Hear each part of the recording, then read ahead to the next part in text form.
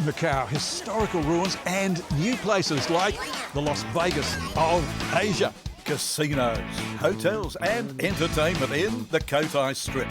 We'll take in a breathtaking performance there. Right here in Macau, a city of 700,000 people that was administered by the Portuguese until only 26 years ago, and then returned to the motherland under Chinese administration. Macau, a powerful blend of cultures, cuisine and characters. Hi! Macau, in this episode of Charming China. G'day, welcome. I'm Greg Granger. We're starting our Macau adventure in the old traditional sector. This is the famous facade of a building almost destroyed by a typhoon and fire, St Paul's Church. These days it draws big crowds, keen to get the perfect shot. I'm even asked to take part in a happy snap or two. From the historical heart of Macau, I travel on to the ultra-modern sector, the Cotai Strip, a place where Irish-born Professor Glenn McCartney has played such a big role in establishing. I took a boat, well, it was a ferry trip over, and instantaneously really fell in love with the place in terms of all the cultural aspects, the Portuguese culture, and that sort of element hit me straight away. When you go overseas, I think as a young person, and I tell this to young people, when you go overseas, there's so much opportunity, and the world is sort of big, and you see all these opportunities. Of course, right behind us is the Cotai Strip. Yeah. We talk about the Las Vegas Strip, but then Macau sort of has now its own Cotai Strip with these large integrated resorts. And what we're looking at here was not here when I first arrived. It was water. It was water and a single road, like a two-lane road, Yes. connecting this island to that island. Now, of course, they're not islands anymore, they're connected. The nighttime economy has become one of those pillars that's how we can extend people's stay and extend their spending. So I think we're probably very much in an introductory phase of developing a nighttime economy. So, Professor, what do you reckon the point of difference about Macau? Well, there's several, but as I said, I think notably is Macau's culture. That is the big draw. If you look at China and all the many cities, and you look at Hong Kong, the issues of what makes a city different. And so culture, very much so, and its cultural legacy, the history that Macau's had since the 16th century, where it's played out on the heritage, or in the food, or the intangibles, as I say. So I think that's very much up there. And also I think since the handover and as we say, the Cotai Strip, these integrated resorts really have put the city another step up. We travel on to another district, one filled with beautiful buildings, where we meet local architect Alex Moreiros. So what we see is some magnificent white buildings over here, but different colours elsewhere. And this is basically Portuguese architecture? Well, you can find Portuguese elements, Chinese elements, interpreted in a place that is hot and is humid. If you look closely, the architecture itself, the facades, they set back, they provide and they generate shadows. So, of course, this architecture here is absolutely stunning. And this is typical of the mix that we're going to get here in Macau. Old, new. Old, new, but different periods. You can hear it, Greg, you can see like more neoclassic style, which gets this colonnades and its inspirations back in you can see the columns and so on. If you move around, this is very particular on this neighborhood. But if you walk around and you see the many centuries of layers that we have in the city, you're going to find out that architecture actually tells you a lot of stories. It does. Coming up in our Grand Macau adventure, pandas, gondolas, and the world's biggest aquatic show.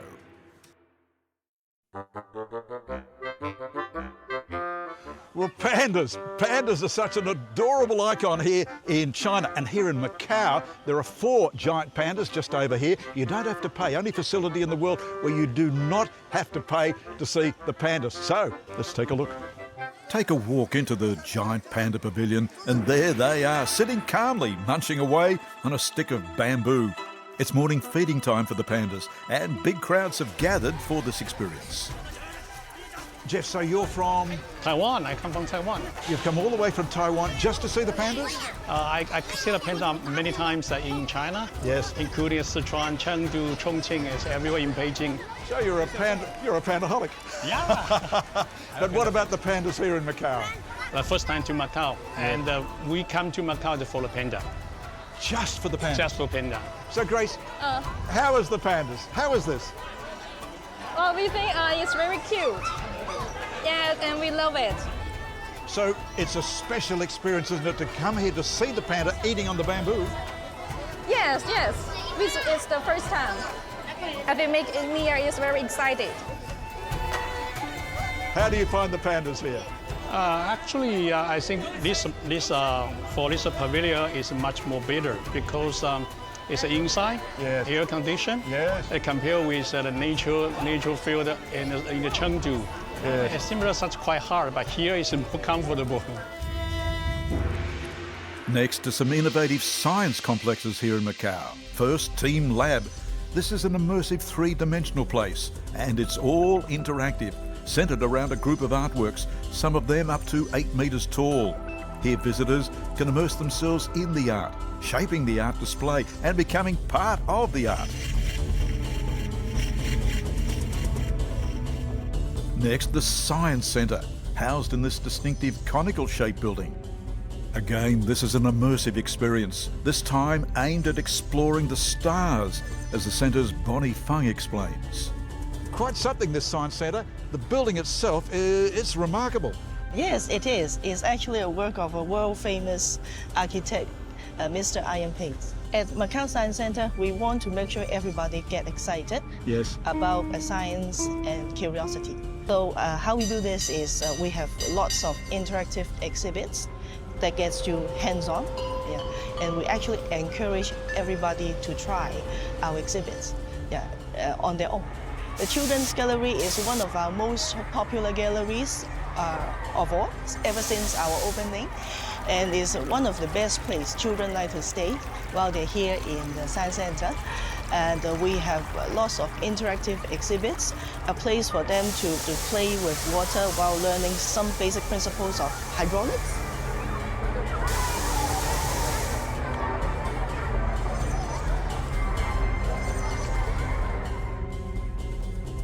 We're travelling on to the Grand Lisboa Palace, where a lush garden is unveiling its secrets. Well, amidst all this grandeur, there's a garden, a secret garden, an oasis of greenery here in the heart of Macau. With its intricate mazes and creative statues, it's a place of inspiration and solitude. Known as the Jardim Secreto, there's more than 1,000 square metres of perfectly manicured greens, landscape patios and romantic gazebos. Perfect launching pad for our next encounter, a trip by a Venetian gondola. It's as though we're in Venice. All the buildings around us look Venetian. We're in the gondola, there are canals here. Not only one canal, two, three separate canals. We're gliding along the Grand Canal in Macau's Venetian Hotel, an experience on a sleek, graceful gondola, allowing me to feel the unique vibes of the City of Water. The gondolas of the Venetian Hotel in Macau. Our gondola skipper today is Candy, a boat lady with 2 years' experience, who's taking me through a waterway surrounded by replica Venetian Gothic architecture. The Venetian Gondola of Macau, ahead of our next experience, meeting some of the great characters of Macau.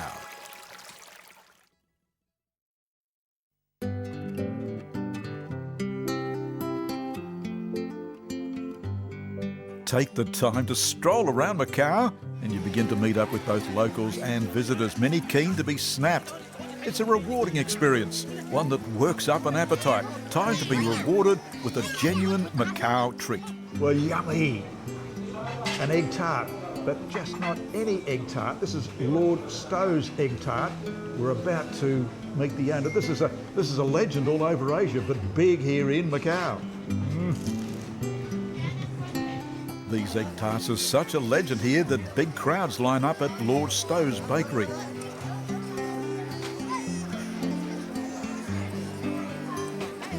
Lord Stow has since passed, but his daughter Audrey carries the family torch. We call our egg tart Lord Stow's egg tart because my father's surname is Stow, so Yes. that's where the Stow come from. Yes. And then so Lord is just a nickname that the local Portuguese gave him because he's the only kind of well-known British guy in Macau at the time. Yes. So they were mucking around with him and calling him Lord so that he thought when he opened this bakery, he said, oh, if I call it Lotsto, all the Portuguese will know who opened this bakery in Palawan. So that's why he went with Lotsto's Bakery, and that's why Lotsto egg tart. So Audrey, egg tarts, this is a different recipe from other egg tarts. Yeah. A distinctively different recipe. Yeah. So how we make our egg tart, what makes us special, I would say, is the egg tart pastry itself. Until today, is still handmade, everyday handmade. So we have a team of ladies, around 19 of them, and in our factory, squeezing just egg tarts every day, day in, day out. Wow, 19 ladies. Yep, 19 ladies just My for God. the squeezing of the pastry. And then, so how many of these do you make every day? Okay, so because last year we opened a big outlet in the Londoner Hotel. So, and also this year we have expanded our Venetian outlet. So with these two big outlets now, in August, the highest record day, we sold 42,000 pieces in one day. 42,000 egg tarts. Yep, and it's still all handmade. As soon as Lord Stowe's egg tarts are baked, they're being devoured by hungry, adoring fans. The world's most famous egg tarts, a tasty tribute to Macau. While we're on the food trail here in Macau, let's meet up with a famous local chef, Chef Ken Chong, at the Grand Lisboa Palace, a place equally famous for its decor. Now for a very special dining experience, the world's longest tapestry. It took 60 artisans almost 5 years to make this, 35 metres long. We're in the luxurious main hall of the Palace Grand Restaurant, where opulence is almost an understatement. It's here that we find Chef Ken preparing his signature dishes. Well, Chef Ken, this is magnificent. We watched you preparing this crab. It was flown in from the Philippines yesterday, and so it's fresh, and you've cooked it today, and there's only one way to taste your signature dish, this beautiful Filipino king crab claw.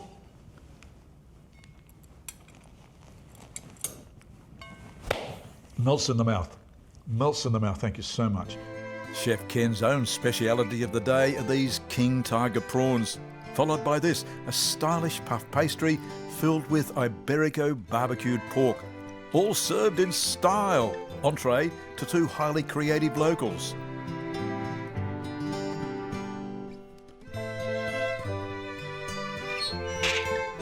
I'm greeted at their Macau outlet.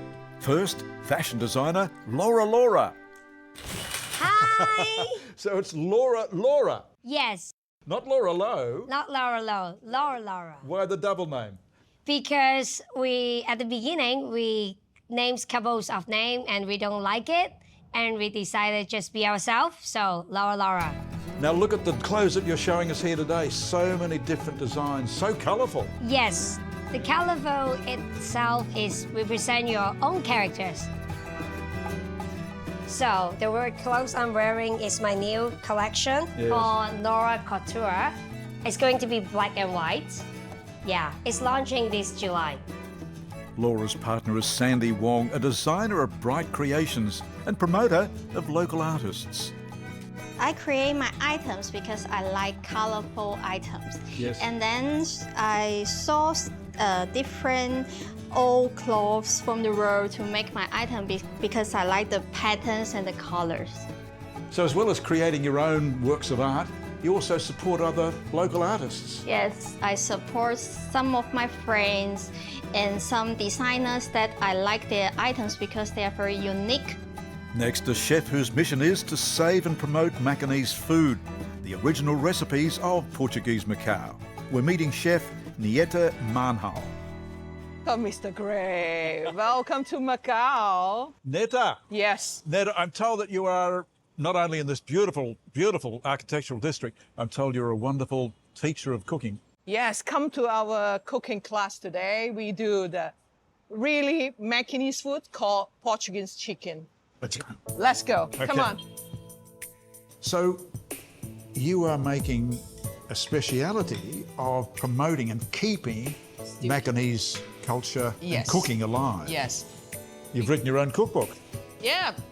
this year, January, I run my book finally. Yes, yes. Because so many people want me to write down my home recipe. Yes. And then I don't want some people miss something, because nowadays it's very difficult to the people to recall what they eat in Macau before. I've watched you cooking it. No, it's cooked. It looked fantastic. Chicken first. Try.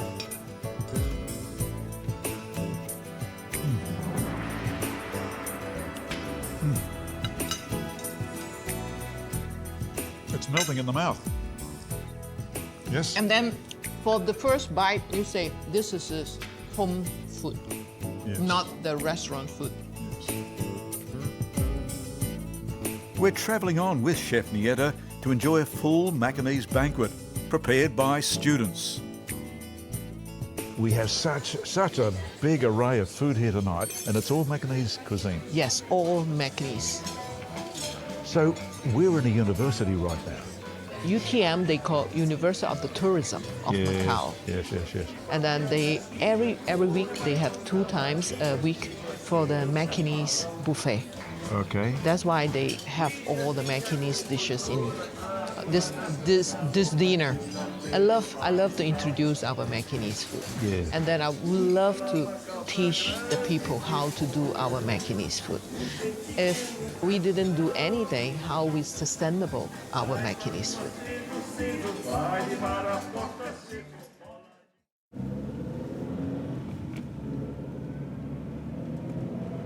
Well, in terms of glitz and glamour, the Cotai Strip here rivals Las Vegas when it comes to hotels and casinos and entertainment. Now, it may be built on reclaimed land, but these days, the Strip and surrounding Macau attracts some 40 million visitors a year.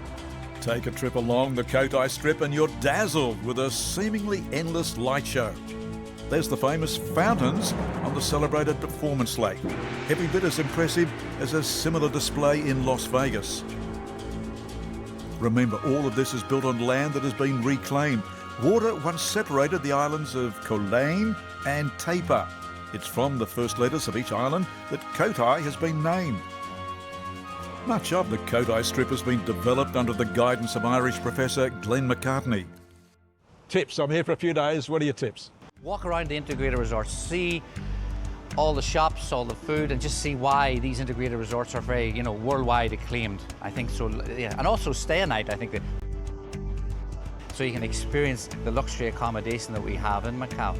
And particularly these integrated resorts, absolutely exceptional. I would also get outside these integrated resorts, walk around the heritage centres around this type of village here. And that's through just like matter of 10 minutes walk, you're into all type of village. Yes. And you can see the old heritage, small businesses, is experience the local cuisine. Also local food and local hospitality, of Macanese hospitality as well. So, Cotai, you're the king of Cotai? Oh, I'm just a researcher. I'm just a humble researcher, Craig. So that modest. sits in my office with me and try to use the data in terms of what does that mean for, economics, the diversification. So, I've been churning the numbers over the years, looking at what Las Vegas has done, looking at the competitive landscape of Asia, what other cities are doing. So, yeah, I'm just a humble researcher.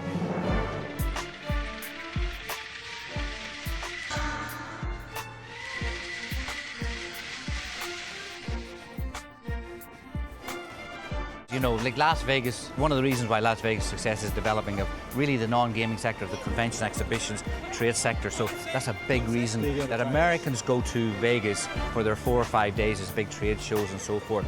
That's another area Macau is developing more and more as the MICE industry. Inside these big integrated resorts are large convention centres too. So we're trying now to see a way how we can fill them with more people. The climax of our Macau experience is a breathtaking show on the Cotai Strip. Water, water, and more water. What a show they're turning on here tonight. The House of Dancing Water. Even before the official opening, the lead actor is busy interacting with guests. Right, left,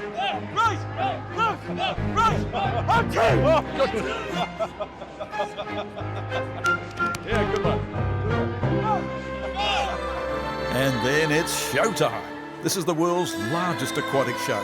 With a cast of 100 actors, the acrobatics are thrilling, with audiences in raptures. This show was the highlight. It was crazy, unbelievable. It was magnetic, like there were so much movement happening in one place and you looked everywhere and there was somebody moving, doing something. So it was really hard to focus, but there was a lot going on and it was very sudden and magnetic and really catchy. Look, it was worth every cent. Like all the way it all came together, the way they combined acrobatics and artistry. I can't believe all the stuff they managed to incorporate. It was amazing. You know, I think the stage was amazing because 1 minute it was like a big pool, and the next minute it was a solid surface. The combination of the lighting, the movements, the music, it was phenomenal. You could never predict what was happening next. The House of Dancing Water, bringing to a climax our experiences in Macau.